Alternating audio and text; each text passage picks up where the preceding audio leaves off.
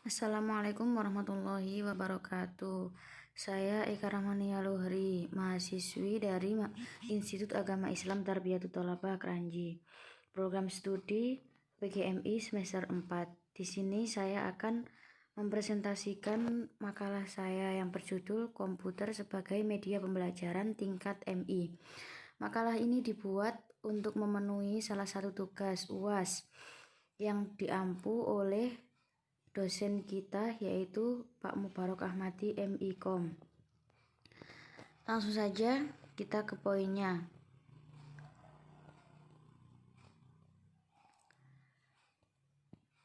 Nah, di sini nanti saya akan menjelaskan tentang fungsi dan pengertian dan fungsi komputer, jenis-jenis komponen yang terdapat dalam komputer, dan peran komputer sebagai media pembelajaran tingkat MI. Yang pertama, sebelumnya kita harus mengetahui apa itu pengertian dari komputer. Komputer adalah suatu perangkat elektronik yang dapat digunakan untuk mengolah data sesuai dengan prosedur yang telah dirumuskan sebelumnya sehingga menghasilkan informasi bermanfaat bagi penggunanya. Komputer juga bisa diartikan sebagai alat elektronik yang terdiri dari rangkaian berbagai komponen yang saling terhubung sehingga membentuk suatu sistem kerja. Sistem di dalam komputer tersebut dapat melakukan pekerjaan secara otomatis berdasarkan program yang diperintahkan kepadanya sehingga mampu menghasilkan informasi berdasarkan data dan program yang ada. Ada juga beberapa pengertian dari menurut para ahli. Kalau menurut Robert Bismarck, komputer itu suatu alat elektronik yang mampu melakukan beberapa tugas, yaitu seperti menerima input, memproses input dengan instruksi yang diberikan, menyimpan perintah-perintah dan hasil pengolahannya, serta menyediakan output dalam bentuk informasi. Nah, bisa juga ya kita baca di makalah saya. Ini yang kedua menurut Donald E. Sanders. Komputer itu sistem elektronik yang digunakan untuk memanipulasi data yang cepat serta tepat, dirancang dan diorganisasikan agar dapat secara otomatis menerima dan menyimpan data. Dasarnya fungsi komputer juga sangat beragam, tergantung pada para penggunanya. Nah, di sini kalau mengacu pada pengertian komputer di atas, inilah berikut adalah fungsi utamanya sebagai data input. Komputer bisa menerima informasi atau data dari sumber lain yang melalui di keyboard, mouse, dan komputer lain atau peralatan lainnya. Sebagai data processing, untuk melakukan pengolahan data sehingga menghasilkan output, yaitu berupa informasi. Yang ketiga, sebagai data output, untuk menghasilkan output atau informasi setelah melalui proses pengolahan data. Yang keempat, sebagai data storage. Komputer juga dapat berfungsi sebagai tempat untuk menyimpan data sehingga dapat ditemukan dengan mudah dan digunakan kembali. Dan yang terakhir, data movement. Fungsi lain dari komputer adalah memindahkan data dari satu komputer ke komputer lainnya atau berbagai alat output lainnya. Yang kedua, jenis-jenis komponen di dalam komputer. Jenis-jenis dan komponen dalam komputer sebetulnya banyak banget. Tapi di sini cuma ada beberapa. Adapun jenis-jenis komputer adalah sebagai berikut. Ini jenis-jenis komputer ya. Yang pertama, komputer portable. Komputer portable itu jenis komputer yang mudah dibawa kemana aja, di mana penggunanya untuk keperluan penelitian di lapangan dan berpindah-pindah ya, seperti tablet gitu ya. Yang kedua, komputer desktop. Sesuai dengan namanya, ini adalah komputer yang ada di atas meja. Ya, komputer desktop ini komputer yang sering kita gunakan pada umumnya. Di lab-lab madrasah ibtidaiyah pasti ada. Nah, komputer desktop harus memiliki CPU yang terpisah dari monitor dan keyboard. Yang ketiga, komputer palm top.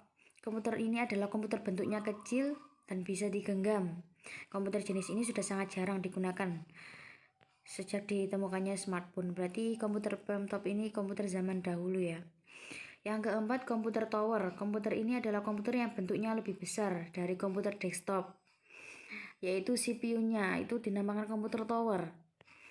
Komputer notebook, komputer ini adalah jenis laptop namun ukuran kecil. Nah, pasti semuanya udah pernah dengar kan dengan kata-kata notebook.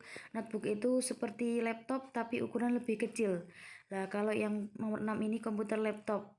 Ya, laptop pada umumnya pasti anak-anak kuliah juga pernah ada yang punya laptop, sudah banyak digunakan, sudah umum.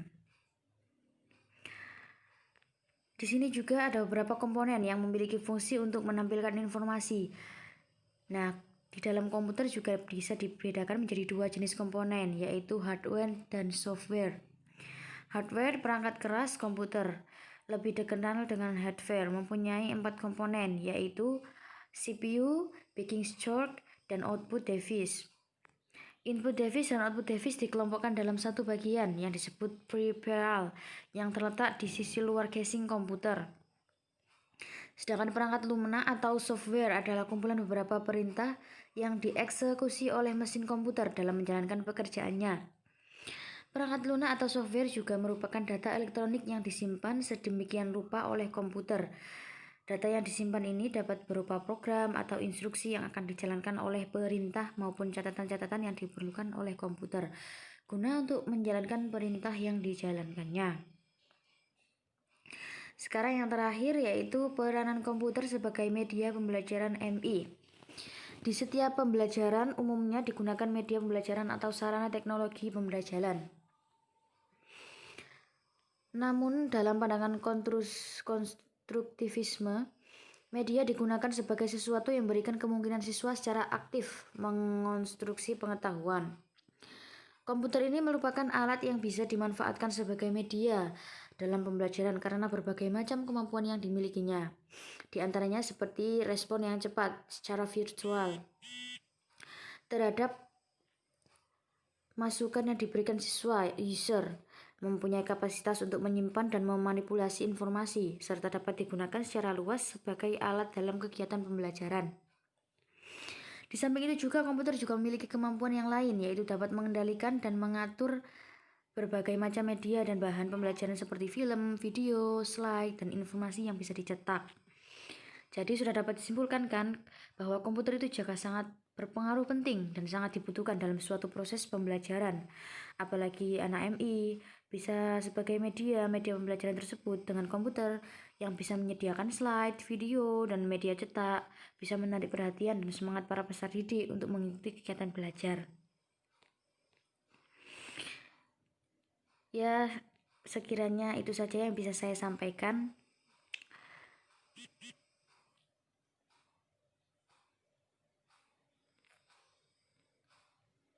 Kurang lebihnya mohon maaf.